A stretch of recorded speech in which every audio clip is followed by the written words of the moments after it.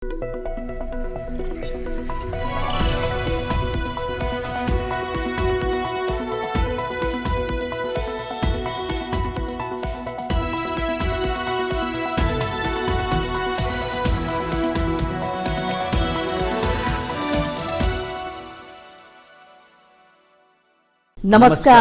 Mountain समाचारमा स्वागत छ। म सचिता बुढाथोकी र म खगेन्द्र विष्ट। सुरुमा अहिलेसम्मका मुख्य समाचार।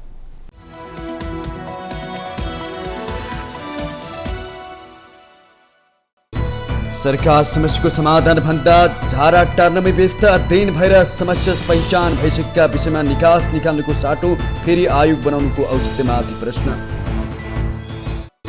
नागरिक लगानीको सञ्चय कोष र सामाजिक सुरक्षा कोष फिक्स डिपोजिटको आकर्षणबाट मुक्त हुनुपर्नेमा निजी क्षेत्रको जोड।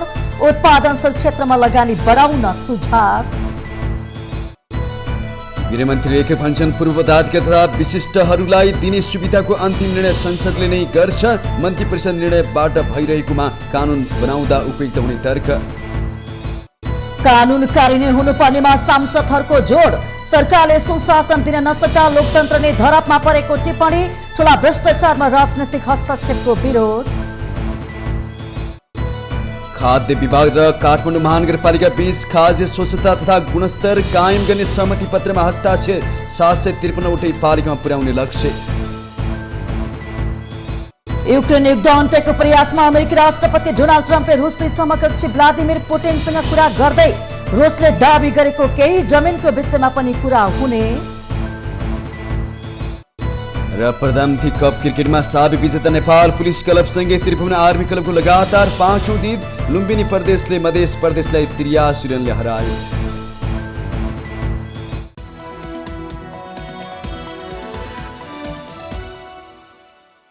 अब समाचार विस्तारमा। सरकारले अनुचित लेनदेन मिटर ब्याज सम्बन्धमा अध्ययन गर्ने भन्दै फेरि आयोग बनाएको छ। मिटर ब्याज अपराध नियन्त्रणको लागि सुझाव सहितको प्रतिवेदन पेश गर्न सरकारले बाबुराम रेग्मीको अध्यक्षतामा 3 सदस्यीय जाँचबुझ आयोग गठन गर्ने निर्णय गरेको हो। अध्ययन भएर समस्या पहिचान भइसकेका विषयमा समस्या समाधानको लागि कारबाही सुरु गर्नुको साटो फेरि उस्तै आयोग गठन गरिनुले सरकारले समस्याको समाधान निकाल्ने भन्दा झारा टार्ने काम गर्न खोजेको त होइन कि भन्ने गम्भीर प्रश्न खडा भएको छ। एक रिपोर्ट। सरकारले अनुचित लेनदेन मिटर ब्याज सम्बन्धमा अध्ययन गर्ने भन्दै फेरि आयोग बनाएको छ।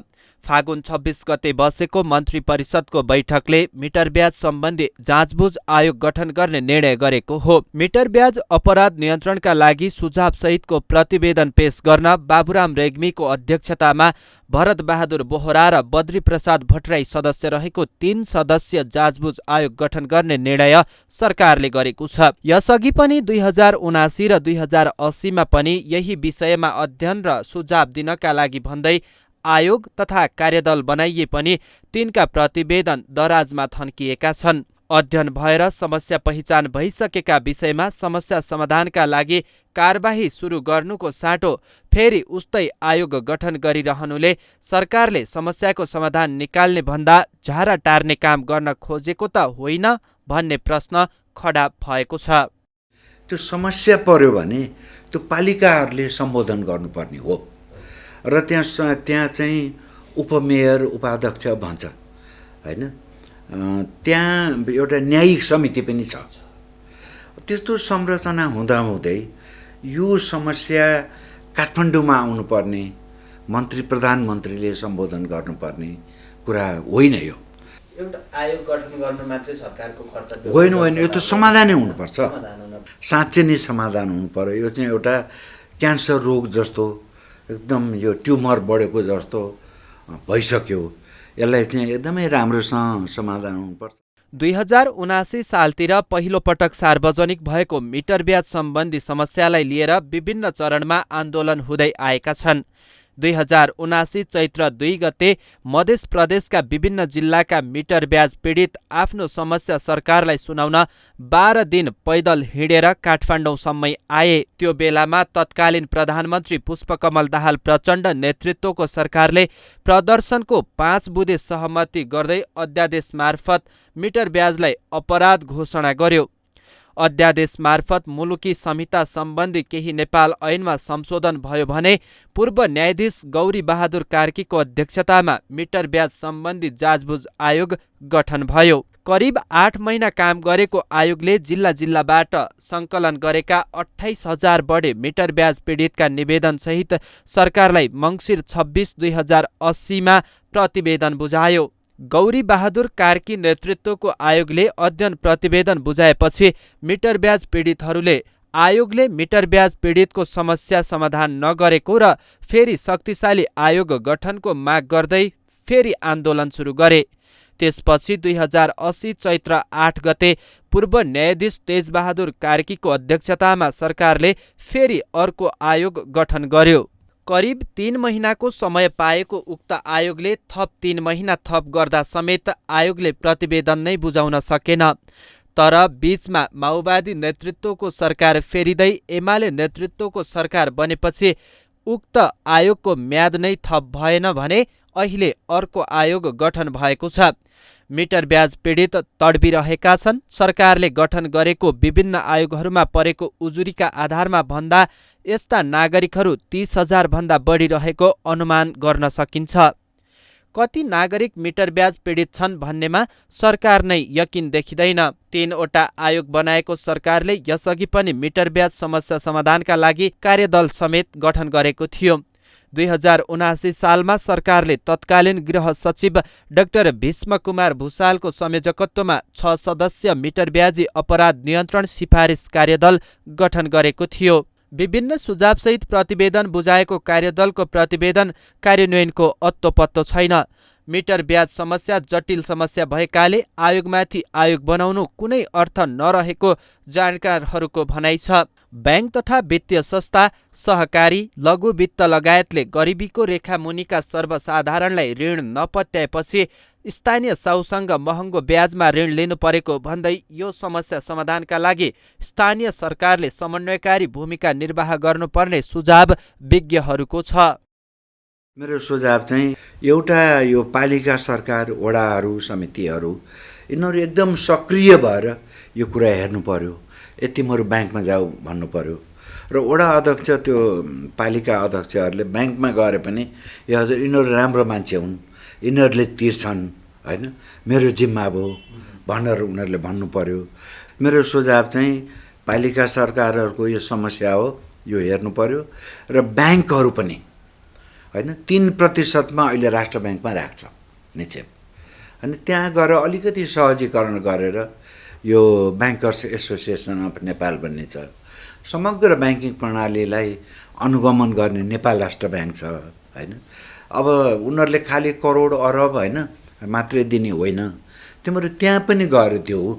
सामान्य रकमका लागि समेत धेरै झन्झट झेल्नुपर्ने र सामान्य नागरिकलाई ऋण नपत्याएपछि स्थानीय साहुसँग महँगो ब्याजमा ऋण लिनुपर्ने अवस्था सिर्जना गर्ने विकासका संवाहक मानिने नेपालका बैंक तथा वित्तीय संस्थालाई मिटर ब्याजी किन नमान्ने? स्थानीय उत्पादनको बजार र मूल्य सुनिश्चित गर्न पाए जनता मिटर ब्याजीको दुष्चक्रमा पर्ने थिएनन् कि? अहिले नेपालका ब्याङ्कहरूमा पर्याप्त मात्रामा ऋण योग्य लगानी रकम हुँदा पनि आम सर्वसाधारण मिटर ब्याजीको दुष्चक्रमा फसिरहँदा तरलताको सदुपयोगका लागि आवश्यक पहल कदमी कसले गरिदिने?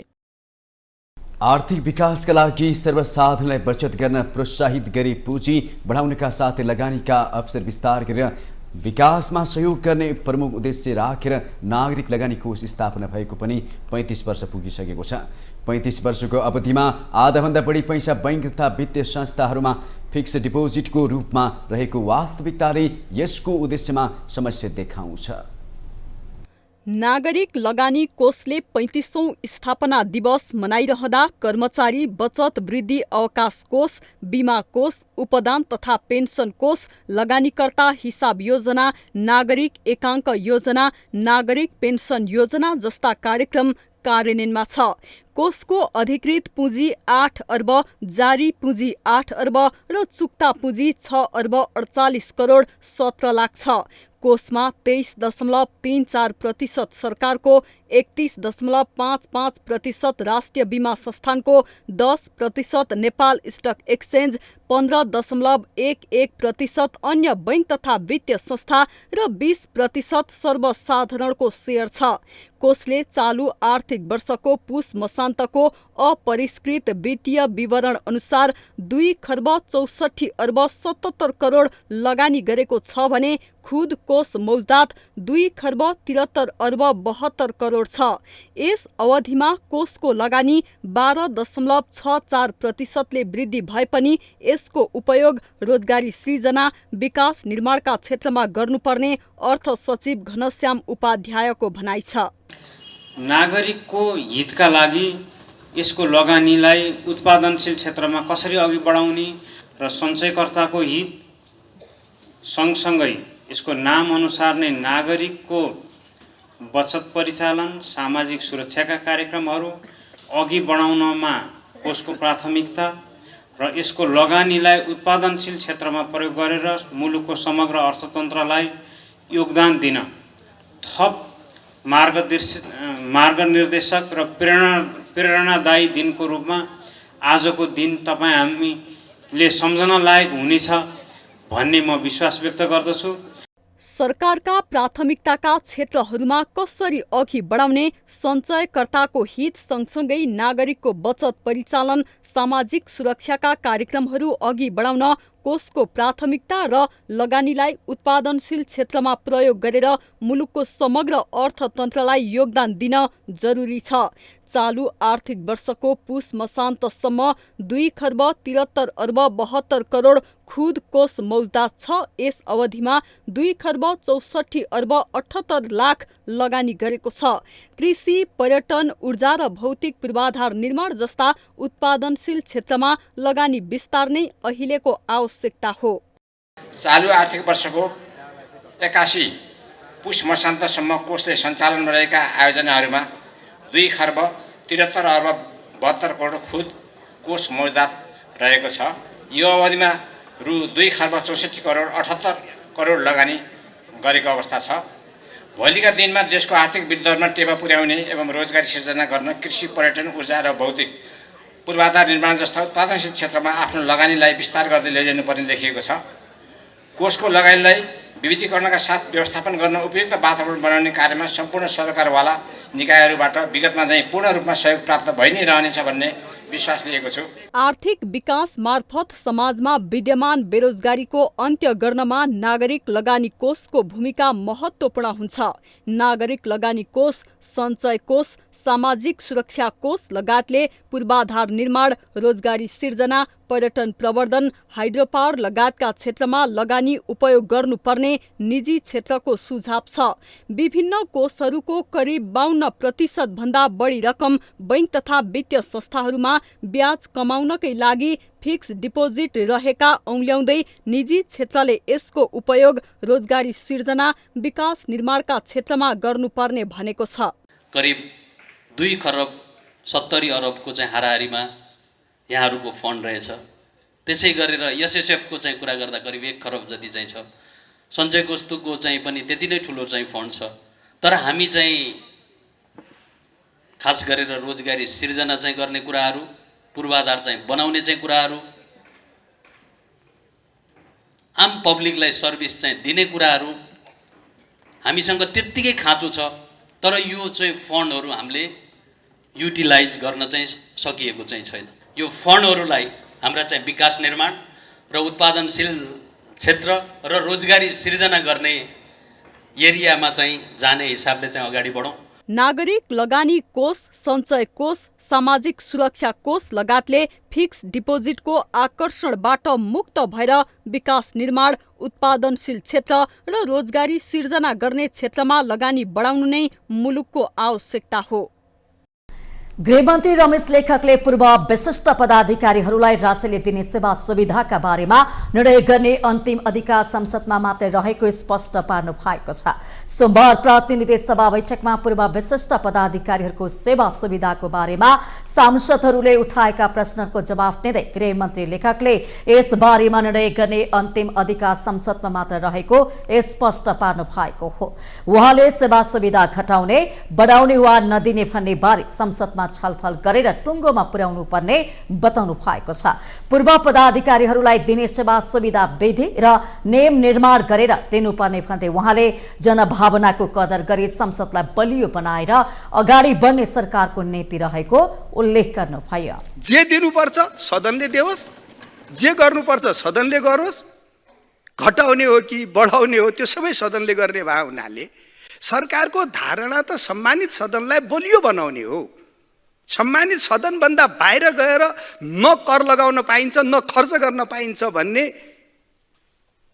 धारणामा अवधारणामा सरकार अगाडि बढेको छ। सबै विषयमा कानुनी व्यवस्था गरी सार्वभौम संसदबाट नै के कस्तो पूर्व पदाधिकारीलाई के कस्तो सुविधा उपलब्ध गराउँदा उपयुक्त हुने भन्ने सम्बन्धमा विधि निर्माणको सूत्र मार्फत जनताका भावना प्रस्फुट हुन् भन्ने मनसाय यसमा लुकेको बेहोरा म सम्मानित सदनमा जानकारी गराउन चाहन्छु। गृहमन्त्री लेखकले 2061 साल मङ्सिर 21 गतेको मन्त्री परिषद निर्णयबाट पूर्व पदाधिकारी तथा विशिष्टहरूलाई सेवा सुविधा दिने गरिएको स्मरण गराउनु भएको छ। उहाँले मन्त्री परिषदको निर्णयबाट सेवा सुविधा दिनु अनुपयुक्त भएको भन्दै सर्वोच्च अदालतले 2069 मङ्सिर 22 गते र 2070 माघ 22 गते गरी दुई पटक निर्देशनात्मक आदेश दिएपछि 2069 मा पूर्व पदाधिकारी तथा विशिष्टहरूलाई दिने सेवा सुविधाबारे मापदण्ड बनाइएको उहाँको भनाइ छ। त्यही मापदण्डका आधारमा बनाइएको अध्यादेश संसदमा छलफल गरेर कानून निर्माण गर्न चाहेको मन्त्री लेखकको भनाइ छ। सरकारले आफैले मापदण्ड बनाउने र सरकारले आफैले निर्णय गरेर पटक पटक यस्तो सुविधाहरू दिने गरेको छ। सम्माननीय सभामुख महोदय, के वर्ष पहिला मैले महत्त्वपूर्ण सञ्चार माध्यमहरूमा र सम्मानित सदनमा एउटा कुरा उठेको पढ्ने र सुन्ने गरेको थिएँ। त्यो के त भन्दा पूर्व विशिष्ट पदाधिकारीहरूलाई सुविधा दिने कुरा सरकारले आफै निर्णय गरेर सरासर दिइराखेको छ। यसको कानुन कहाँ छ? कानुन किन नबनाएको? कानुन अनुसार किन नदिएको भन्ने प्रश्न म सुनिराखेको थिएँ। अब सरकारले कानुन बनाउने कुरा अगाडि बढाउँदा कानुन किन बनाइराखेका छौ भन्ने प्रश्न आपसमा तालमेल भएन भन्ने मात्रै म आग्रह गर्न चाहन्छु। पूर्व विशिष्ट पदाधिकारीहरूले मन्त्री परिषदको निर्णयबाट अहिलेसम्म सुविधा पाइरहेको हुनाले यसको लागि कानुन नै बनाउन उपयुक्त हुने मन्त्री लेखकको भनाइ छ। माउन्टेन समाचारमा पालो भएको छ विश्रामको।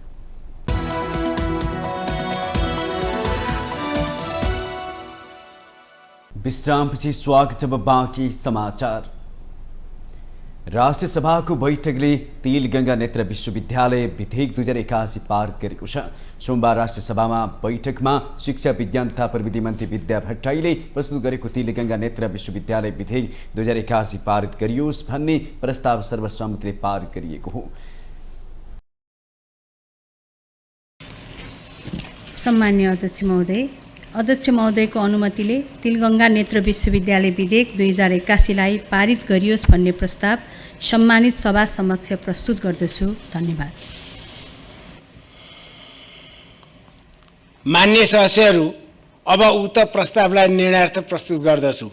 यो प्रस्तावको पक्षमा हुने मान्य सदस्यले हुन्छ भन्नुहोला र यसको विपक्षमा हुने मान्य सदस्यले हुन्न भन्नु। यो प्रस्तावको पक्षमा हुने मान्य सदस्यहरूले हुन्छ भन्नुहोस्। यो प्रस्तावको विपक्षमा हुने मान्य सदस्यले हुन्न भन्नुहोस्। हुन्न भन्ने आवाज सुनिएन, तसर्थ तिलगङ्गा नेत्र विश्वविद्यालय विधेयक 2081लाई पारित गरियोस् भन्ने प्रस्ताव सर्वसम्मतिले पारित भएको घोषणा गर्दछु।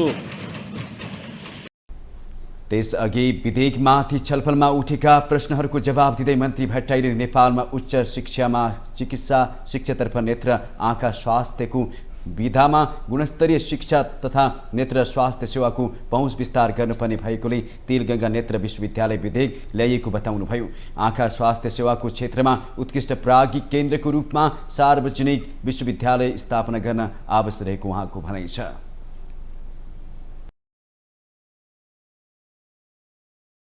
सुशासन प्रवर्धनको लागि कानुन कार्यान्वयनलाई सुदृढ र प्रशासनिक संयन्त्र पारदर्शी बनाउनु पर्नेमा सांसदहरूले जोड दिएका छन्। सुशासन प्रवर्धन तथा सार्वजनिक सेवा प्रवाह सम्बन्धी केही नेपाल ऐनलाई संशोधन गर्ने विधेयकबारे धारणा राख्दै प्रशासनिक सांसदहरूले संयन्त्र पारदर्शी बनाउनु पर्नेमा जोड दिएका छन्। सोमबार प्रतिनिधि सभा बैठकमा राष्ट्रिय जनमोर्चाका अध्यक्ष चित्रबहादुर केसीले मुलुकको शासनको चक्रव्यूहमा फँसेको उल्लेख गर्नुभयो। सरकारले सुशासन दिन नसक्दा लोकतन्त्र नै धरापमा परेको भन्दै उहाँले सुशासनको कुरा मात्रै गरेको तर व्यवहारमा रोजगारी सृजना गर्नुपर्नेमा युवा श्रम शक्ति विदेशमा पठाएको आरोप लगाउनुभयो। उहाँले विदेश गएका श्रमिकलाई पनि विदेशबाट फिर्ता पठाउन सुरु भएको भन्दै सरकारले यसबारेमा के गर्छ भनेर प्रश्न गर्नुभयो।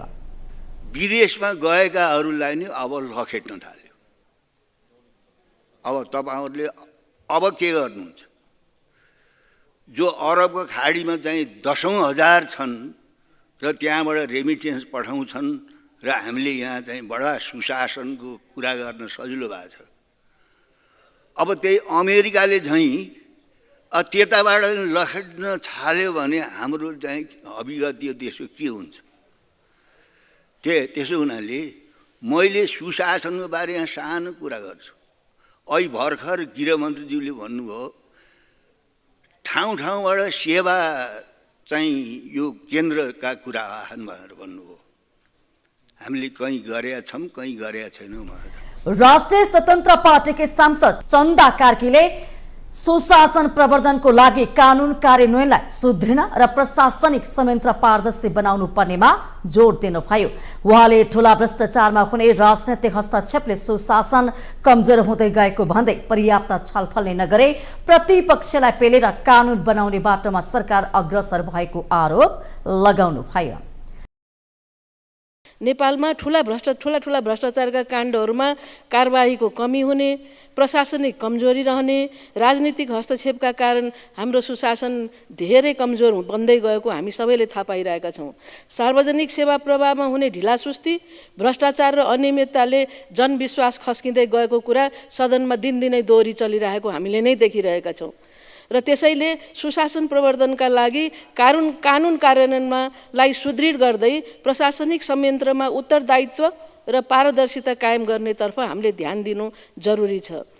नेपाल कम्युनिस्ट पार्टी एकीकृत समाजवादीका सांसद प्रकाश ज्वालाले गैर आवासीय नेपालीको लागि व्यवस्था गर्न लागेको नागरिकता वा परिचय पत्र के हो प्रश्न हुनुपर्ने बताउनु भएको छ।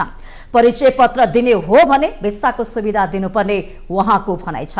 उहाँले संवैधानिक व्यवस्था बमोजिम आर्थिक र सामाजिक अधिकार सहितको नागरिकता दिने हो भने पासपोर्टको व्यवस्था सहितको संशोधन प्रस्ताव पनि गर्नु। प्रचलित कानुनमा जुनसुकै कुरा लेखिएको भए तापनि गैर आवासीय नेपाली नागरिकता प्राप्त व्यक्तिलाई एक पटकमा 2 वर्ष अवधिको बहुप्रवेश सुविधा सहितको आवासीय भिसा निःशुल्क उपलब्ध गराउने कुरा छ। यो एकदम कन्ट्राडिक्टरी छ। वास्तवमा चाहिँ यसको संशोधन अलि म्याच्योर्ड तरिकाले ल्याउनु पर्थ्यो।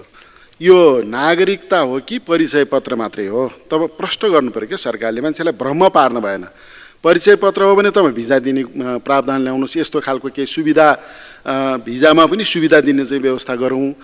होइन नागरिकता हो भने राजनीतिक प्रशासनिक अधिकार बाहेक संविधानले नै भनेको आर्थिक सामाजिक सांस्कृतिक अधिकार सहितको नागरिकता हो भने, सिटिजनसिप हो भने त्यसमा चाहिँ पासपोर्ट दिनु पर्यो। यो एकदम क्लियर हुनु पर्यो। त्यसकारण यो हटाउँ, बरु कुनै बेलामा चाहिँ नयाँ ढङ्गले यसको चाहिँ संशोधन गरौँ भन्ने मेरो सुझाव छ, प्रस्ताव छ।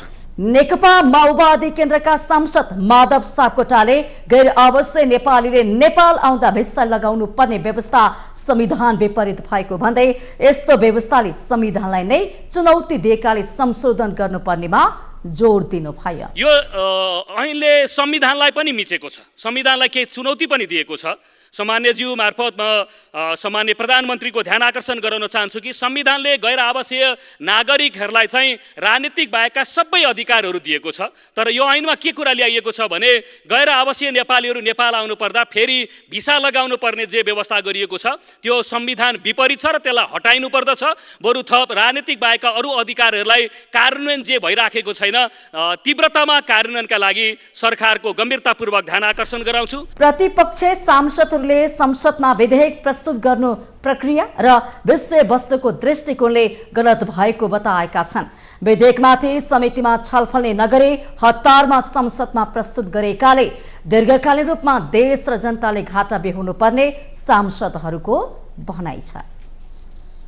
प्रतिनिधि सभा बैठकको शून्य समयमा सांसदले वैदेशिक रोजगारीमा जाने श्रमिकहरूलाई सम्झौता अनुसार पारिश्रमिक दिलाउन लगायतका विभिन्न विषयमा सरकारको ध्यान आकर्षण गराएका छन्। सोमबार प्रतिनिधि सभा बैठकको शून्य समयमा सांसदले वैदेशिक रोजगारीमा जाने श्रमिकहरूलाई सम्झौता अनुसार पारिश्रमिक दिलाउन लगायतका विभिन्न विषयमा सरकारको ध्यान आकर्षण गराएका हुन्। विदेशमा नेपालीहरूले पसिना बगाएर पठाएको रेमिट्यान्सले हाम्रो अर्थतन्त्रलाई टेको दिएको विदितै छ। तर उनीहरूको पीडा भने हामीले बुझ्न सकेका छैनौँ। दैनिक जसो मेरो सचिवालयमा अल्पत्र परेको ठगिएको समस्या राख्दा दूतावास र वैदेशिक रोजगार विभागले व्यवस्था गरेको गुनासो आउने गरेका छन्।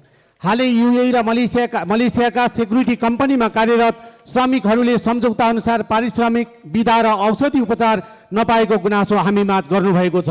यता मेन पावरले मोटो रकम असुल्ने र भने जस्तो काम नदिएको गुनासो गर्दा श्रमिकलाई धम्काउने थर्काउने गरेको उनीहरू बताउँछन्।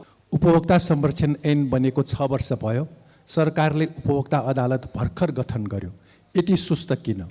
बिना बिल उपभोक्ता अदालतमा उजुरी दिन नपाइने हुँदा अनिवार्य बिल लिने दिने व्यवस्थामा सरकारको पहल हुनु जरुरी छ। उपभोक्ताको मुद्दा सरकारले सित्तैमा लडिदिनु आवश्यक छ। गाउँ गाउँमा सडक पुग्यो, हाट हाटमा मोबाइल भयो। तर सन्तुलित विकास नहुँदा गाउँका बस्ती प्रदेश र सङ्घको राजधानीमा स्थानान्तरण भइरहेको छ। नेपालमा मोबाइल मर्मत हुँदैन। मोबाइल निर्माण कहिले हुने हो? दार्चुला लगायतका जिल्लाहरूमा आएको बाढी, पहिरो, भूकम्प जस्ता विपदजन्य घटनाहरूबाट क्षतिग्रस्त भएका संरचनाहरूको पुनर्निर्माण र पुनर्स्थापनाका लागि ढिलै भए पनि सरकारले केही रकम उपलब्ध गराएको छ। त्यसकारण म सरकारलाई यसका लागि धन्यवाद दिन चाहन्छु। तर सभामुख महोदय, यो चालु वर्षको अन्तिम चौमासिक भएको हुनाले समय अभावमा पुनर्संरचना पुनर्निर्माण हुन सक्ने अवस्था नरहेको हुनाले छोटो र छिटो माध्यमबाट सबै संरचनाहरू निर्माण हुन सक्ने अवस्थाको सुनिश्चितताका लागि म सभामुख मार्फत सरकारको पुनः ध्यान आकर्षण गराउन चाहन्छु। यो सदनमा राज संस्थालाई लिएर निकै टिका टिप्पणी भयो। पुरानो प्राचीन इतिहासलाई कोट्याएर कुराहरू निकालियो। हामी यहाँ यो नबिर्सौँ। यहाँ भएका अधिकांश पार्टीका इतिहास जनताको रगतले नुहाएर आएको हामी नबिर्सौँ यो कुरा। सभामुख महोदय, देशमा परिवर्तनको हावा चलिसकेको छ। देश पूर्ण रूपले असफल भइसकेको हामी सबैले महसुस गरेको छौँ। अब यो परिवर्तनको हावालाई हामी सबैले बुझेर आधी हुरीमा परिणत हुने भन्दा पहिले यो सदनलाई मेरो विनम्र अनुरोध पटक पटक मैले गरिरहेको छु। देशमा जनताले चाहेको सनातन धर्म सापेक्ष हिन्दू अधिराज्य र यो संहिता र यो गणतन्त्र असफल गणतन्त्र र संहितालाई पाखा लगाउनु बाहेक अर्को उपाय छैन। यो काम समयमा नि गरौँ। आकस्मिक रूपमा आएको भीषण बाढीले क्षतिग्रस्त बागलुङ भीमगिठे दर्लिङ निगलपानी सडक कहिले बन्ने हो? मध्यपाडी लोकमार्गको बागलुङ अथेतेदेखि घोडा बाँध्ने सडक, सालजन्डी ढोरपाटन अन्तर्गत देवीस्थानदेखि बुर्तिवाङ ढोरपाटनसम्मको सडक, काँटे खोला धनसिङ चोकदेखि अमरभूमि अर्गल तारा शहीद मार्ग सडक, बुर्तिवाङ बुङ्गादोबान हुँदै सोले सडक र हरिचौर पाण्डुखानी रमुवा सडक कहिले बन्ने छ माननीय सभामुख महोदय? सत्तारूढ दल नेकपा एमाले लोकतान्त्रिक गणतन्त्रलाई उल्टाउने कुनै पनि प्रयास सफल हुन नसक्ने बताएको छ। सोमबार पार्टी केन्द्रीय कार्यालय च्यासरमा बसेको सचिवालय बैठकले यस्तो निर्णय गरेको हो। बैठकको निर्णय सुनाउँदै पार्टीका उपमहासचिव प्रदीप गेवालीले केही समय यता लोकतान्त्रिक गणतन्त्र र नेपालको संविधान विरुद्ध भइरहेको सुनियोजित गतिविधिहरूप्रति नेकपा एमालेको गम्भीर ध्यानाकर्षण भएको बताउनु भएको छ। लोकतान्त्रिक गणतन्त्र नेपाली जनताको 7 दशक लामो बलिदानी संघर्षको परिणाम भएको उल्लेख गर्दै जनताको फैसलालाई उल्टाउने र मुलुकलाई पक्षगामी दिशामा फर्काउने कुनै पनि प्रयास सफल हुन नसक्ने जिकिर गर्नुभयो। 21औं शताब्दीमा पनि जन्मजात श्रेष्ठताको वंशगत शासनको बहस हास्यास्पद, हानिकारक र निरर्थक भएको बताउनुभयो। एमाले संविधानको प्रभावकारी कार्यान्वयन, राजनीतिक स्थिरताको सुनिश्चितता, सुशासन, आर्थिक विकास र सुधारको दिशामा अघि बढ्न प्रतिबद्ध रहेको बताउनुभयो। बैठकले लुम्बिनी प्रदेश कमिटीले अनुमोदनको लागि पठाएको प्रदेशमा थप गरेका 28 जना सदस्यहरूको नाम अनुमोदन गरेको छ।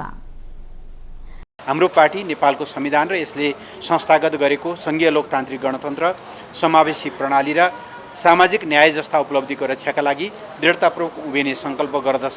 संविधानको प्रभावकारी कार्यान्वयन, राजनीतिक स्थिरताको सुनिश्चितता, सुशासन, प्रभावकारी सेवा प्रवाह, आर्थिक विकास र सुधारको दिशामा अघि बढ्न हामी प्रतिबद्ध छौँ। संविधान कार्यान्वयनको 1 दशकको समीक्षा गरेर लोकतान्त्रिक प्रणालीलाई थप सुदृढ बनाउन पनि हामी सङ्कल्पित छौँ।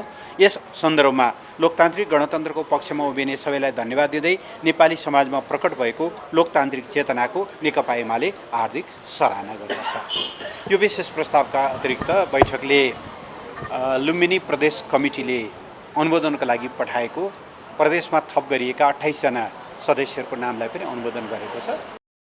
उपमहासचिव गेवालीले अहिलेको समयमा पनि विपक्षी दलहरूले सरकारमा भागभण्डा खोज्नु र सरकारमा जाने भर्याङ बनाउनुले गम्भीर नैतिक प्रश्न उठेको जिकिर गर्नुभयो।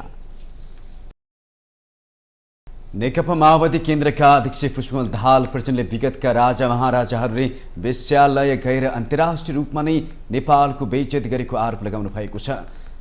सोमबार काठमाडौँमा आयोजित एक कार्यक्रममा प्रचण्डले विगतका राजा महाराजाले वेश्यालय गएर अन्तर्राष्ट्रिय रूपमा नै नेपालको बेइज्जती गरेको आरोप लगाउनु भएको हो। उहाँले विगतका राजा महाराजाहरूले विदेशीको चाकरी कसरी गरेका थिए, दरबार हत्याकाण्ड कसरी गरेको भन्ने कुरा युवालाई बुझाउन जरुरी रहेको उल्लेख गर्नुभयो। उहाँले अरू सबै कुरा परिवर्तन गर्न सकिने तर जनताको सार्वभौम सत्ता, राष्ट्रिय स्वाधीनता र भौगोलिक अखण्डता नसकिने भन्दै राजावादीहरूको प्रदर्शन संविधान विपरीत भएको तर्क गर्नुभयो। राजनीतिक सिस्टम या राजनीतिक मान्यता परिवर्तन गर्न सकिन्छ परिस्थिति अनुसार, जनताको चाहना अनुसार, तर एउटा चिज चाहिँ परिवर्तन गर्न सकिँदैन भनिएको छ, त्यो हो राष्ट्रको राष्ट्रिय स्वाधीनता र भौगोलिक अखण्डता र जनतामा गएको सार्वभौम सत्ता। किनकि अहिलेको संविधानको एउटा फन्डामेन्टल विशेषता भनेकै सार्वभौम सत्ता। योभन्दा अगाडि जहिले पनि राजामा, व्यक्तिमा केन्द्रित गरिन्थ्यो, वंशवादको सिद्धान्तमा आधारित भएर। नयाँ संविधानले भनेको कुरा के हो भने अब हामी सार्वभौम नेपाली जनता भनेर, नेपाली जनतामा गएको सार्वभौम सत्ता परिवर्तन हुन सक्दैन, संविधान त। अध्यक्ष दाहालले कांग्रेस, एमाले र नेकपा माओवादी केन्द्र मिलेर सरकार बनाउन लागेको चर्चा गरिएको भन्दै सरकारमा जाने कुनै नीति नलिएको स्पष्ट गर्नुभयो। देशमा सङ्कट आएको खण्डमा विचार दिने तर यही सरकारमा गएर सामेल नहुने उहाँले स्पष्ट गर्नुभएको हो। सङ्क्रमणकालीन न्यायसँग सम्बन्धित विषयहरूमा छलफल भएको भए पनि सरकार बनाउने भन्ने बारेमा कुनै छलफल नभएको उहाँको दाबी छ। देशमा सङ्कट आयो भने सङ्कट कसरी समाधान गर्ने भन्नेमा हाम्रो विचार त हामी दिन्छौँ, तर यही सरकारमा गएर हामी पनि कोप्ट हुने, त्यसैमा सामेल हुने कुनै नीति हाम्रो छैन। बाँकी प्रचार सबै भ्रम हो भन्ने कुरा म प्रश्नसँग यहाँ राख्न चाहन्छु। त्यस्तो कसैसँग औपचारिक कुरा भएको हो कि भन्ने आएको छ, कुरा पनि कसैसँग भएको छैन।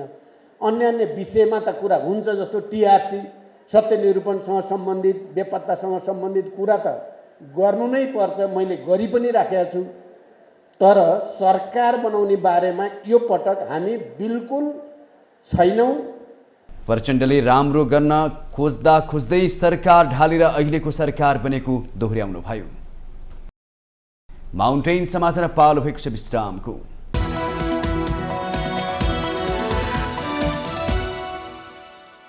विश्रामपछि पुनः स्वागत छ। अब बाँकी समाचार। मंगलबार नेपालको सबैभन्दा जेठो विश्वविद्यालय त्रिभुवन विश्वविद्यालयमा स्वतन्त्र विद्यार्थी युनियन सोभिको निर्वाचन हुँदैछ। विद्यार्थीहरूको हक हितको संरक्षणका साथै विद्यार्थीहरूमा आपसी समन्वयनका र अनुशासन कायम गर्नको लागि सोभि चुनाव हुन लागेको हो। यसैबीचमा विश्वविद्यालयको ऐन नियम विनियम र निर्देशिकालाई आत्मसात गर्दै स्वतन्त्र विद्यार्थी युनियनको निर्वाचनलाई स्वच्छ, स्वतन्त्र र भयरहित वातावरणमा सम्पन्न गर्नको लागि सहयोग गर्न त्रिवीले आग्रह समेत गरेको छ। नेपालको सबैभन्दा जेठो विश्वविद्यालय तथा उच्च शिक्षाको करिब 80% जिम्मेवारी वहन गरेको त्रिभुवन विश्वविद्यालयले आफ्ना देशभरका आङ्गिक तथा सम्बन्धन प्राप्त क्याम्पसहरूमा मंगलबार स्वतन्त्र विद्यार्थी युनियन सोभियो निर्वाचन गर्दैछ। विद्रोह र सिर्जनाको चेतनाले स्थापित विद्यार्थीहरूको साझा संस्था स्वतन्त्र विद्यार्थी युनियन सोभियो निर्वाचन प्रक्रियामा बारम्बार विवाद उत्पन्न हुने गरेका छन्। सोभियो निर्वाचन प्रक्रिया सुरु हुने बित्तिकै यसपटक पनि धेरै क्याम्पसहरूमा विद्यार्थी संगठनहरूबीच असहमति, आरोप प्रत्यारोप र अन्योलको अवस्था सिर्जना भयो भने अधिकांश क्याम्पसहरूमा मंगलबार चुनाव हुँदैछ। देशका लागि आवश्यक जनशक्ति उत्पादन गरिरहेको यो विश्वविद्यालयका क्याम्पसहरूमा अध्ययनरत विद्यार्थीहरूको हक हितको संरक्षण तथा सम्वर्धन गर्नुका साथै विद्यार्थीमा आपसी समन्वय र अनुशासन कायम गर्नका लागि यो चुनाव हुन लागेको हो। त्रिभुवन विश्वविद्यालय संगठन तथा शैक्षिक प्रशासन सम्बन्धी नियम 2050 र सोभियो निर्वाचन सम्बन्धी निर्देशिका 2081 अनुसार त्रिवीले आफ्ना क्याम्पसहरूमा स्वतन्त्र, स्वच्छ र भयरहित वातावरणमा स्वतन्त्र विद्यार्थी युनियनको निर्वाचन हुने व्यवस्था गरिएको त्रिभुवन विश्वविद्यालय स्वतन्त्र विद्यार्थी युनियन निर्वाचन केन्द्रीय अनुगमन तथा समन्वय समितिले जानकारी दिएको छ। त्रिभुवन विश्वविद्यालयले सबै सम्बन्धन प्राप्त क्याम्पसहरूलाई पनि सोभियो निर्वाचन गर्न निर्देशन गरेकोमा 85 भन्दा बढी सम्बन्धन प्राप्त क्याम्पसहरूमा निर्विरोध निर्वाचन सम्पन्न भइसकेको छ। त्रिवीका देशभरका 62 आङ्गिक क्याम्पसहरूमध्ये 13 वटा क्याम्पसमा भने केही असमझदारीले निर्वाचन प्रक्रिया अवरुद्ध भएको छ भने 2 वटा क्याम्पसमा निर्विरोध निर्वाचन सम्पन्न भइसकेको छ। हामीले सम्बन्धन प्राप्त क्याम्पसहरूलाई खास निर्देशन मात्रै गरेको अवस्था हो र पनि 85 भन्दा बढी क्याम्पसहरूमा चाहिँ निर्विरोध निर्वाचन सम्पन्न भइसकेको छ भने अरू 250 प्लस क्याम्पसहरूले सोभि निर्वाचन प्रक्रिया अगाडि बढाएको भन्ने हामीले चाहिँ खबर बुझिरहेछौँ।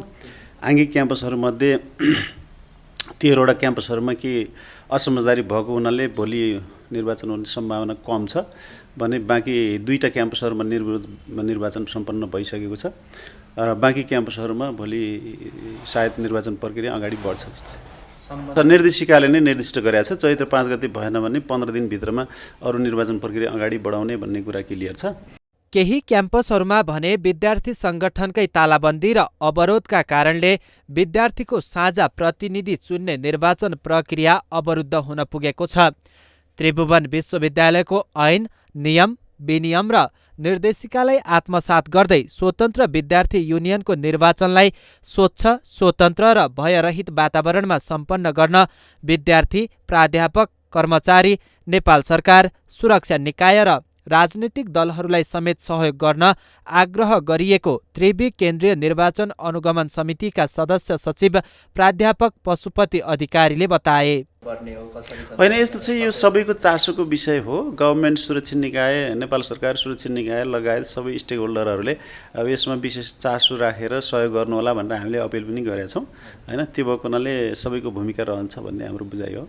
यसमा सरकारवाला जो जहाँ हुनुहुन्छ आफ्नो क्याम्पसमा होइन उत्साहका साथ भाग लिनुहोस्, राम्रोसँग निर्वाचन सम्पन्न गर्नुहोस्, एउटा नेतृत्वको अभ्यास गर्नुहोस्, लोकतान्त्रिक अभ्यास पनि हो, शैक्षिक गुणस्तर अभिवृद्धिको लागि गरिने अभ्यास पनि हो। त्यसको कारण मैले चाहिँ विश्वविद्यालयको तर्फबाट सबैलाई निष्पक्ष धाँधली रहित ढङ्गले कसैलाई प्रभावमा नपारिकन अगाडि बढ्न चाहिँ हार्दिक अनुरोध गर्दछु। निर्वाचन कार्यतालिका अनुसार चैत्र 5 गते मंगलबार बिहान 8 बजेदेखि दिउँसो 4 बजेसम्म मतदान हुनेछ।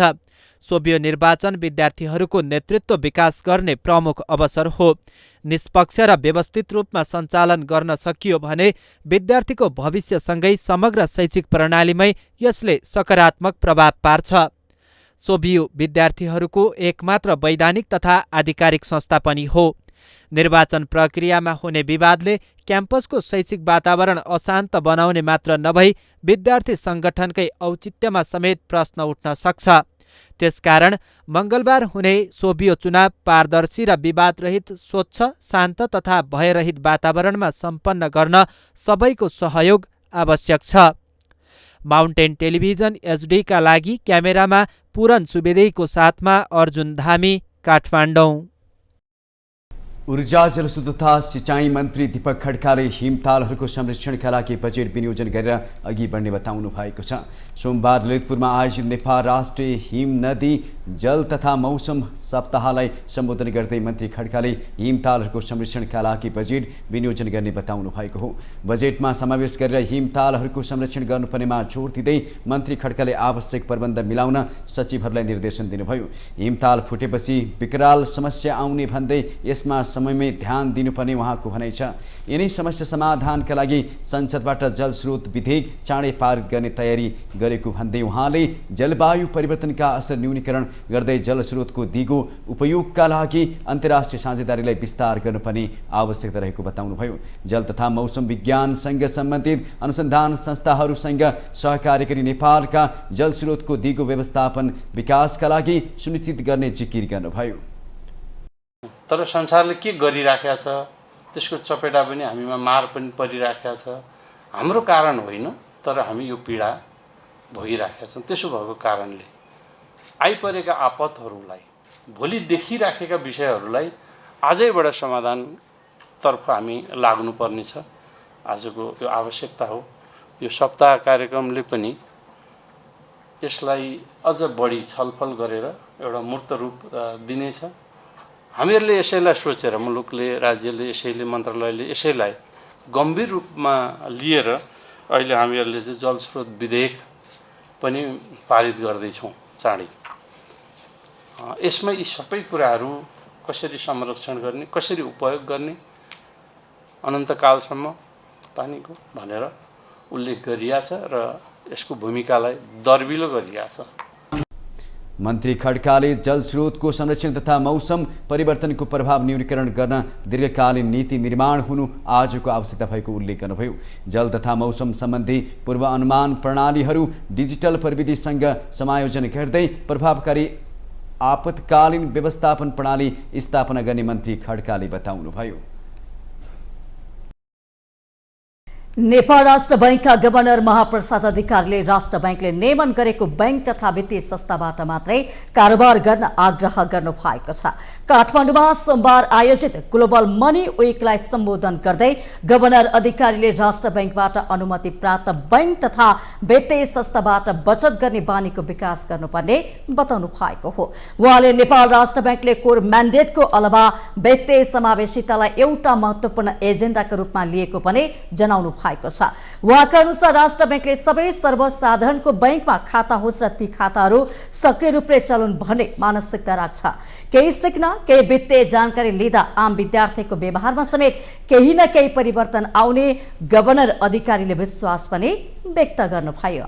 यहाँहरूले आफूले चाहिँ आर्जन गरेको केही अथवा आफूलाई प्यारेन्टले दिएको रकम मध्ये केही त्यहाँ बचाएर राख्नुहोस्, बचत गर्नुहोस्, हैन, सेभ गर्नुहोस् र त्यो बचत, त्यो सेभिङ चाहिँ बैंक मार्फत गर्नुहोस्, रेगुलेटेड इन्स्टिट्युसन मार्फत गर्नुहोस्, जसले हाम्रो भविष्यलाई सुरक्षित गराउँछ। यो खालको मेसेज अर्थात् यो खालको लर्निङ दिने कार्यक्रम नै वित्तीय साक्षरतासँग सम्बन्धित कार्यक्रम हो, फाइनेन्सियल लिटरेसीसँग सम्बन्धित कार्यक्रम हो। गभर्नर अधिकारीले घाँटी हेरेर हाड निल्नु भने जस्तै क्षमता हेरेर खर्च गर्ने परिपाटीको विकास हुन जरुरी रहेको बताउनु भएको छ। वित्तीय साक्षरताको बारेमा राष्ट्र बैंकले देशभर जागरण चलाइरहेको र यसलाई व्यापक बनाउँदै लैजाने उहाँको भनाइ छ। खाद्य प्रविधि तथा गुण नियन्त्रण विभाग र काठमाडौँ महानगरपालिका बीच खाद्य स्वच्छता तथा गुणस्तर कायम गर्नका लागि सहकार्य गर्ने सम्बन्धी सहमति पत्रमा हस्ताक्षर भएको छ। सोमबार विभागको कार्यालयमा महानगरपालिका र विभागबीच सहमति पत्रमा हस्ताक्षर भएको हो। महानगरपालिकाको तर्फबाट महानगरपालिकाका निमित्त प्रमुख प्रशासकीय अधिकृत नूरनिधि नौपानी र विभागका तर्फबाट महानिर्देशक सञ्जीव कुमार कर्णले सहमति पत्रमा हस्ताक्षर गर्नुभयो। महानिर्देशक कर्णले विभागको संरचना 753वटै पालिकामा निर्माण नभइसकेको भन्दै खाद्य स्वच्छता गुणस्तर कायम गराउने काम 3 तहकै भएको जिकिर गर्नुभयो। उहाँले काठमाडौँ महानगरपालिकासँग सुरुवात मात्रै गरिएको र आगामी दिनमा 753वटै पालिकामा पुर्याउने लक्ष्य रहेको बताउनुभयो। हामीले एक्लै काम गरेर देशभरि 753वटै पालिकामा खाद्य प्रविधिको नियन्त्रण विभागको संरचना भइ नसकेको अवस्थामा सम्भव पनि छैन र खाद्य स्वच्छता गुणस्तर कायम गराउने काम 3 तहको हो भन्ने कुरा यो ऐनले पनि परिकल्पना गरेको छ। यी सबैलाई मध्यनजर गरेर आज चाहिँ सुरुवात मात्रै हो। एउटा मोडेलको रूपमा काठमाडौँ महानगरपालिकामा खाद्य स्वच्छता कायम गर्नको लागि गुणस्तर कायम गर्नको लागि महानगरपालिकाले के कुराहरूमा अहिले सुरुवात गर्न सकिन्छ भन्ने किसिमले आज हामी सहमति पत्र हस्ताक्षर खाद्य प्रविधिको नियन्त्रण विभाग र काठमाडौँ महानगरपालिका बीच गरेका छौँ। उहाँले 753वटै पालिकासँग यो सहकारी र सहमति गरेर अघि बढ्ने विश्वास व्यक्त गर्नुभयो। खाद्य वस्तुहरूको गुणस्तरहरूको बारेमा विभागको अनुभव लामो समय भए पनि पर्याप्त स्रोत साधनका कमीका कारणले आवश्यक काम गर्न नसकेको भन्दै उहाँले खाद्य प्रविधि लगायतका दक्ष प्राविधिकहरू राखेर अनुगमन र नियमन कार्यमा सहयोग गरेको खण्डमा सबै नेपालीहरूको स्वास्थ्यको सुरक्षा हुने दावी गर्नुभयो। जुम्लाका 223 जना भेडापालक किसानलाई गोठालो भत्ता वितरण गरिएको छ। 8वटा स्थानीय तहका 50 भन्दा बढी भेडा पाल्ने किसानलाई प्रोत्साहन बापत गोठालो भत्ता प्रदान गरिएको हो। जिल्लाका भेडा पालक किसानलाई कर्णाली प्रदेश सरकारको भूमि व्यवस्था कृषि तथा सहकारी मन्त्रालयबाट चालू आर्थिक वर्षको लागि 45 लाख प्रोत्साहन भत्ता कार्यक्रमको लागि बजेट विनियोजन गरिएको थियो। मन्त्रालयको कार्यविधि अनुसार फर्म दर्ताको प्रमाणपत्र सहित कर चुक्ता सम्बन्धी ओडाको सिफारिस कार्यालयबाट भएको अनुगमनको आधारमा भेडा पालक किसानलाई 18,000 का दरले प्रोत्साहन स्वरूप भत्ता वितरण गरिएको बताइएको छ। जिल्लामा भेडा मात्र पाल्ने किसान करिब 1,700 भन्दा बढी रहेको तथ्याङ्क छ। 8वटै स्थानीय तहमा गरी 88,300 भन्दा धेरै भेडा पालिएका छन्। यसअघि आर्थिक अभावले व्यवसायमा असर परेको थियो। सरकारले भेडा पालक किसानको लागि भनेर आर्थिक सहयोग दिन थालेपछि व्यवसाय गर्न सहज भएको किसानहरूले बताएका छन्। सबैभन्दा बढी तातोपानी गाउँपालिकाका किसानले भेडा पालेको पशु अस्पताल तथा पशु सेवा कार्यालय जुम्लाले जनाएको छ। चालू आर्थिक वर्ष 2081-82 8 महिना साउनदेखि फागुनसम्मको अवधिमा 586 विदेशीले नेपालमा श्रम स्वीकृति लिएका छन्। श्रम तथा व्यवसाय जन्य सुरक्षा विभागका अनुसार फागुनमा मात्र 55 विदेशीले यस्तो श्रम स्वीकृति लिएका छन्। नेपालमा श्रम स्वीकृति लिएर काम गर्नेमा धेरै चिनिया नागरिक रहेका छन्। श्रम स्वीकृति लिनेमा बेलायत र अमेरिकाका नागरिक समेत रहेका छन्। सरकारबाट श्रम स्वीकृति लिने विदेशीको संख्या अघिल्लो आर्थिक वर्षभन्दा 309 जना कम देखिएको तथ्याङ्कमा उल्लेख छ। यस वर्ष 8 महिनामा 1081 विदेशीको श्रम स्वीकृति नवीकरण भएको छ। फागुनमा मात्र 113 विदेशीको श्रम स्वीकृति नवीकरण गरिएको विभागले जनाएको छ। फागुनसम्म विभागले 26 प्रतिष्ठानमा अनुगमन समेत गरेको छ, जसमा विदेशी श्रमिकले श्रम स्वीकृति लिए नलिएको अनुगमन गरिएको समेत विभागले जनाएको छ। विभागका अनुसार फागुनमा मात्र 2वटा अनुगमन गरिएको छ। मुलुककै सबैभन्दा ठूलो तरकारी तथा फलफूल बजार काठमाडौँको कालीमाटी तरकारी बजारमा भित्रिएको ब्रोकाउलीमा बढी मात्रामा बेसादी भेटिएको छ। भक्तपुरबाट बिक्रीको लागि कालीमाटी बजारमा पुर्याइएको ब्रोकाउलीमा 88.670% अर्गानो फस्फेट नामक बेसादी भेटेको कालीमाटी तरकारी तथा फलफूल बजार विकास समितिले जनाएको छ। केन्द्रीय कृषि प्रयोगशालाले सोमबार कालीमाटी तरकारी बजारका 18 पसलमा 18 थरी तरकारी तथा फलफूल परीक्षण गरेको थियो। परीक्षणका क्रममा ब्रोकाउलीमा अत्याधिक मात्रामा बेसादी भेटिएको हो। बेसादीको मात्रा धेरै भेटेको उक्त ब्रोकाउली उपभोग गर्न अयोग्य रहेको जनाइएको छ। रोकाउट प्रतिशतको दर 35 भन्दा कम भए मात्र उपभोग योग्य मानिन्छ। 35 देखि 45% पाइए केही दिन राखेर मात्रै उपभोग गर्न सकिने मापदण्ड रहेको छ। यस्तै 45% भन्दा बढी भएको अवस्थामा भने त्यस्ता तरकारी उपभोगको लागि अयोग्य मानिएको छ। नेपाल चीन कूटनीतिक सम्बन्ध स्थापना 70 वर्ष पुगेको अवसरमा चीनको छेन्दुबाट पोखरा अन्तर्राष्ट्रिय विमानस्थलमा नियमित व्यावसायिक चार्टर उडान हुने भएको छ। सिचुआन प्रान्तको सहयोगमा सिचुआन एयरलाइन्सले मङ्गलबारदेखि पोखरा अन्तर्राष्ट्रिय विमानस्थलमा पहिलोपटक नियमित व्यावसायिक चार्टर उडान गर्ने भएको हो। यस उडानले नेपाल र चीन बीचको हवाई सम्पर्कलाई अझ प्रभावकारी बनाउँदै पर्यटन प्रवर्धन, सांस्कृतिक आदान प्रदान र व्यावसायिक सहकार्यलाई नयाँ उचाइमा पुर्याउने नेपाल पर्यटन बोर्डको विश्वास छ। हवाई उडानबाट दुई देशका सहरहरू जोडिँदा आपसी मित्रता र सहकार्य थप बलियो हुने जनाएको छ।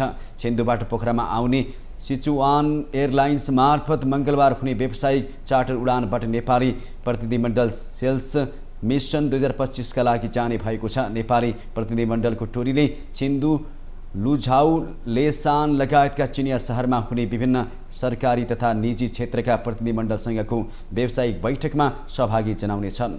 नयाँ हवाई सम्पर्कले सांस्कृतिक आदान प्रदानलाई अझ सघन बनाउनुका साथै नेपाललाई अन्तर्राष्ट्रिय पर्यटन गन्तव्यको रूपमा स्थापित गर्न थप सहयोग हुने नेपाल पर्यटन बोर्डले जनाएको छ। हामीसँग आर्थिक अन्तर्राष्ट्रिय खेल समाचार बाँकी नै छन्। माउन्टेन समाचार पालो भएको छ विश्रामको।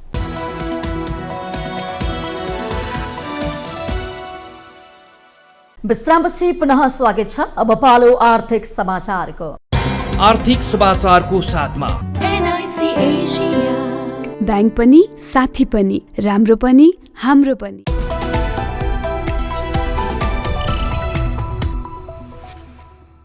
सोमबार शेयर बजार 2704 अङ्कमा झरेको छ। अघिल्लो दिनको तुलनामा एसएनएफसी परिसूचक 10.14 अङ्कले घटेको हो। बजारको अङ्कसँगै कारोबार रकम पनि घटेको छ। अघिल्लो दिन 6 अर्ब 83 करोडको कारोबार भएकोमा यस दिन 5 अर्ब 40 करोडको मात्रै कारोबार भएको छ। 85 कम्पनीको मूल्य बढ्दा 145 को घट्यो भने 13 को स्थिर रहेको छ। विशाल बजार कम्पनीको मूल्य घट्दा व्यापार सेक्टर सबैभन्दा धेरै 3.38% ले घट्यो। त्यस्तै बैंकिङ 0.21, विकास बैंक 0.92, हाइड्रोपावर 0.23, जीवन बीमा 0.51, माइक्रो फाइनेन्स 0.01, निर्जीवन बीमा 0.02, अन्य 0.56% ले घटेका छन्। उत्पादन तथा प्रशोधन 0.44, लगानी 0.18, होटल तथा पर्यटन 0.18 र फाइनान्स सेक्टर 0.12% ले बढेका छन्। महालक्ष्मी विकास बैंकको मूल्य 5.6% ले घट्यो भने घलेम्दी हाइड्रोपावरको 4.5, विशाल बजारको 3.7 तथा ओइन नेपाल लघुवित्तको 3.0% ले मूल्य घटेको छ। कारोबार रकमको आधारमा हिमालयन रि इन्स्योरेन्स, नेपाल पुनर्बीमा कम्पनी, महालक्ष्मी विकास बैंक, एनआरएन इन्फ्रास्ट्रक्चर तथा सीडीबी होल्डिंग्स क्रमशः अगाडि रहेका छन्। अब पालो अन्तर्राष्ट्रिय समाचारको।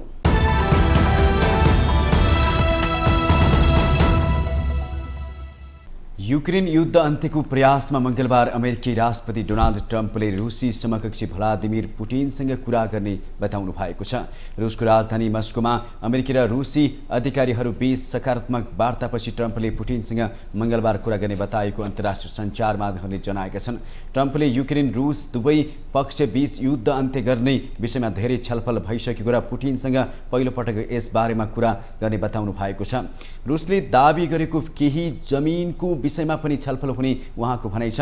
अमेरिका र युक्रेनका युरोपेली सहयोगीहरूले रुसलाई युद्ध रोक्न दबाव दिइरहेका छन्, तर पुटिनले यसबारे कुनै स्पष्ट जवाब दिनु भएको छैन। अमेरिकाले प्रस्ताव गरेको 30 दिने युद्ध विरामलाई युक्रेनी राष्ट्रपति भ्लोदिमिर जेलेन्स्कीले समर्थन गरे पनि रुसी राष्ट्रपति पुटिनले अझै अनुमोदन गर्नुभएको छैन। उहाँले अमेरिकी प्रस्तावमाथि केही गम्भीर प्रश्नहरू उठाउनु भएको छ। युक्रेनका राष्ट्रपति भ्लोदिमिर जेलेन्स्कीले रुसले युद्ध अन्त्य गर्न नचाहेको आरोप लगाएका बेला ट्रम्प र पुटिन बीच वार्ता हुनु लागेको हो। रुस र युक्रेन बीच 3 वर्ष अघिदेखि सुरु भएको युद्ध अझै चलिरहेको छ। अमेरिकाले यमनमा हुते विद्रोहले घुँडा नटेकेसम्म आक्रमण जारी राख्ने चेतावनी दिएको छ। अमेरिकी राष्ट्रपति डोनाल्ड ट्रम्पको आदेशपछि शनिबारदेखि अमेरिकी सेनाले यमनमा हुती लक्षित आक्रमण गरिरहेको छ। अमेरिकाले सैनिक कारबाही भन्दै गरेको आक्रमणबाट अहिलेसम्म 53 जनाको मृत्यु भएको हुतीको स्वास्थ्य मन्त्रालयले उद्धृत गर्दै अन्तर्राष्ट्रिय सञ्चार माध्यमहरूले जनाएका छन्। अमेरिकी रक्षा मन्त्री पेट हेगसेथले रेड सीमा अमेरिकी जहाजहरूमा बमबारी गर्दैनौ भनेर घोडा नटेकेसम्म आक्रमण जारी राख्ने स्पष्ट गरिसक्नु भएको छ। इजरायल हमास युद्धपछि नोभेम्बर यता हुती विद्रोहीले रेड सीमा अमेरिकी र इजरायली पानी जहाजहरूलाई लक्ष्य गरेर ड्रोन र हवाई आक्रमण गर्दै आएको छ। राष्ट्रपति डोनाल्ड ट्रम्पले हुतीका कारण पार वहनमा समस्या भएको र यसले अमेरिका लगायतका यसका सहयोगी देशहरूलाई अरबौं डलरको घाटा परेको भन्दै कारबाही थाल्न निर्देशन दिनुभएको छ। इरानले अमेरिकी आक्रमणबारे निर्णय गर्न हुती स्वतन्त्र रहेको भन्दै ट्रम्पले धम्की दिए जस्तै एक्सनमा उत्रिए त्यसको निर्णायक जवाब फर्काउन तयार रहेको स्पष्ट गरेको छ। रुसले पनि अमेरिकालाई यमनमा आक्रमण रोक्न सुझाव दिएको अन्तर्राष्ट्रिय सञ्चार माध्यमहरूले जनाएका छन्। रुसी विदेश मन्त्री सर्गेई लाभ्रोभले अमेरिकी समकक्ष मार्को रुबियोलाई राजनीतिक वार्ताको माध्यमबाट समस्या समाधान गर्न आग्रह गर्नुभएको छ। अब पालो खेल समाचारको।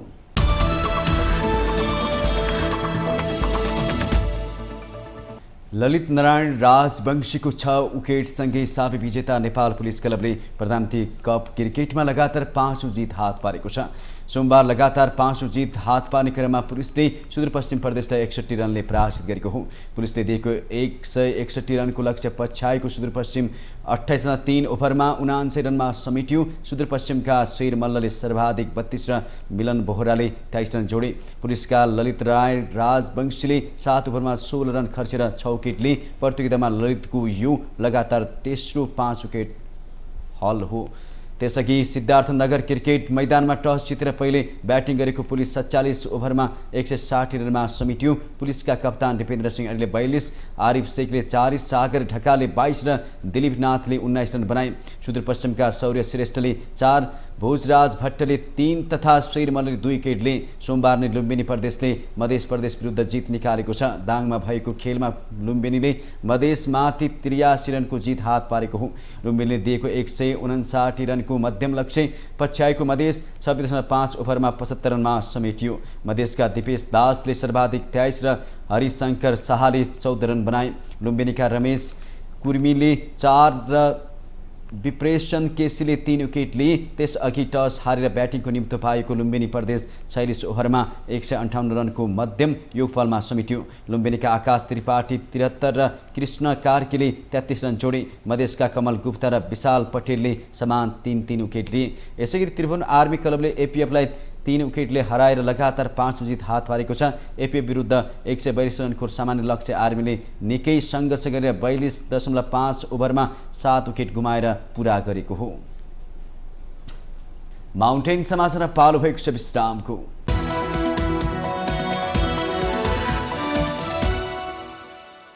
विश्रामपछि स्वागत छ। यो सँगै हामी माउन्टेन समाचारको अन्त्यमा आइपुगेका छौं। जाँदा जाँदै मुख्य समाचार पुनः एकपटक।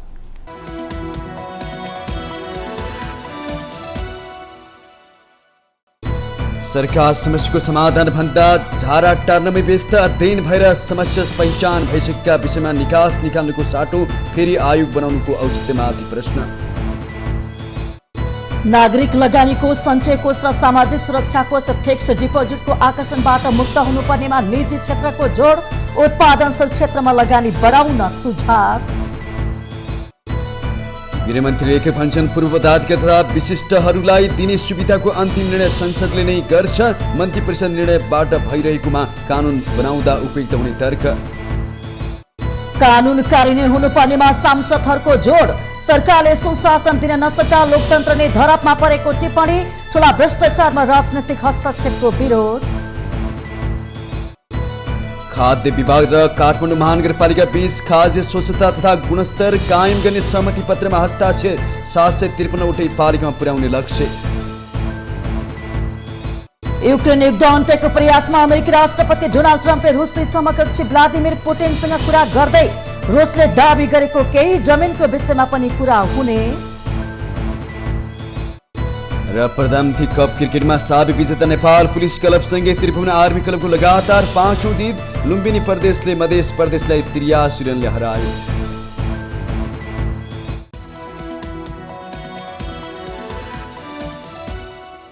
माउन्टेन समाचार हेर्नेलाई सकियो। सत्य, तथ्य र निष्पक्ष समाचारका लागि माउन्टेन टेलिभिजन HD हेर्दै रहनुहोला।